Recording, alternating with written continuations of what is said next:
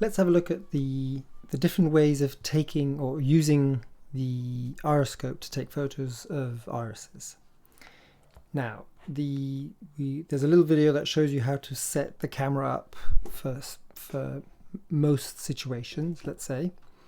But let's go into a little bit more detail as to what it's like to actually use it in a clinical setting. So there's a few things I would first check before you start your day. Is just make sure the battery's running, make sure the lights are not flashing. If they're flashing when you switch it on, it means the battery inside here needs changing. There's a little video that shows you that. Then I would just take a photo of myself quickly and just double check that it looks more or less okay. It's always good to have a check before you start having clients come in. And make sure that the battery of the camera itself is also charged. If you're using it on a regular basis, it's maybe worth getting a second Canon battery that you charge, and there's always one that's charged that's available, because it's very annoying when you've got a client turning up and you switch the machine on, it's actually not working. So it's good to have a backup. So let's start with the way I take a photo. I prefer it when both of us are standing, so me and my client. And what I do is I get the person to feel relaxed by taking control of the situation and telling them exactly what's going to happen before it actually happens. So there's no surprises. So what I do is I get them to relax their shoulders. I tell them, relax your shoulders, breathe normally, blink as much as you want. What I'm going to do is I'm going to come up with the camera and come and place my fingers on your forehead and bring the camera closer. But during that time, keep on blinking.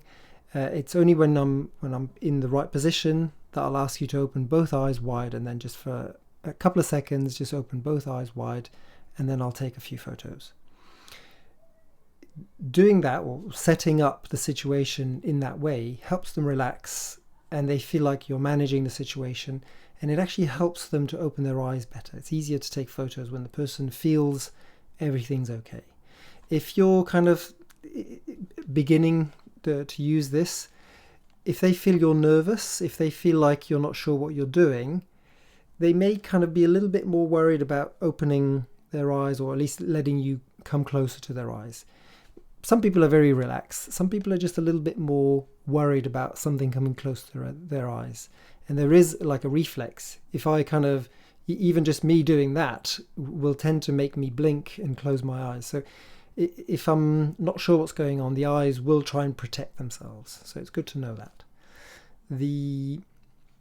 With children or elderly people, it's sometimes a little bit more tricky to take photos, like when they're very sensitive and there's a lot of bright light in the room, they might find it a little bit more difficult. So it's a good idea to make sure that that they're not staring into a very bright window where the sun is coming in, or a very bright light. That could make it a little bit more difficult. In the winter, or late in the evening, or very early in the morning, if the outside or the environment is usually dark, that is also a time when it might be a bit more difficult for them to open their eyes. So it may be good to have relatively good lighting in your room and not take the photos straight away. Just let their eyes adapt to the environment. The version 5 of the Iris Explorer is actually quite comfortable. The light is set at 20%, and when you take the photo it goes up to 100%. So it's actually quite comfortable to take the photo. With children, hit and miss. You can maybe around the ages of 4 and 5 get lucky and get some good photos in. It's a bit tricky.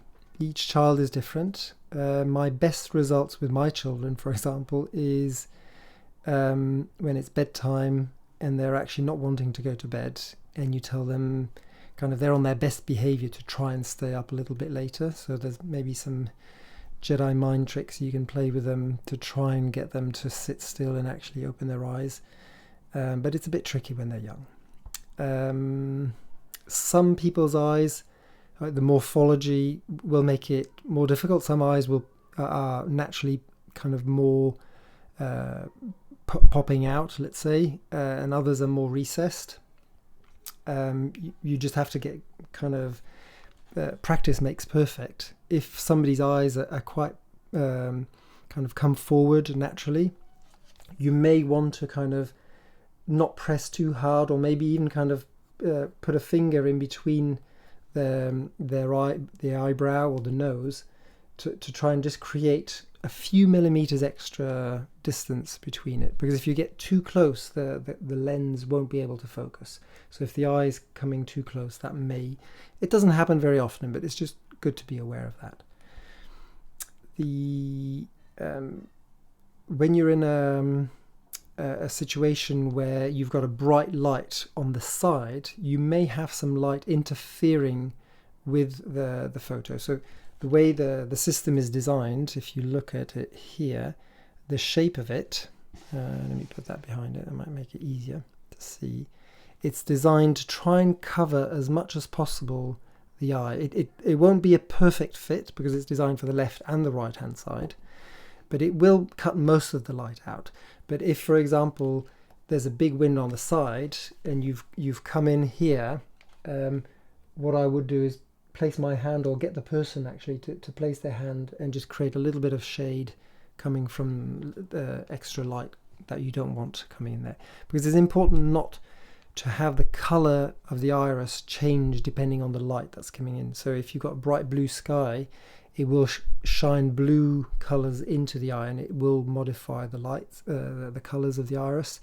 Same thing if you've got a bright sun coming in, it will bring in yellow, shades of yellow onto the iris, which is what you don't want to do.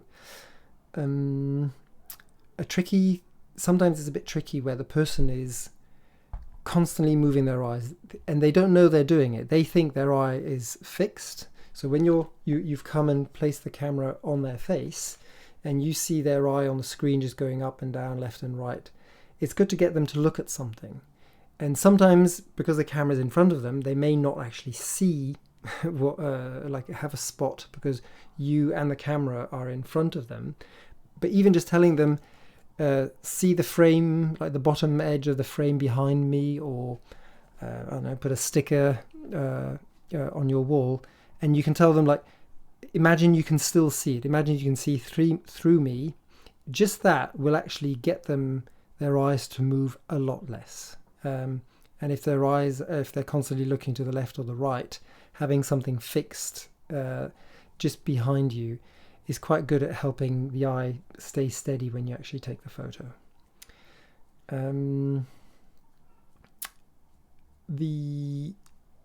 With blue irises, brown irises, the inner pupillary border, the sclera, I'll make a little video showing you exactly what the settings are specifically for that.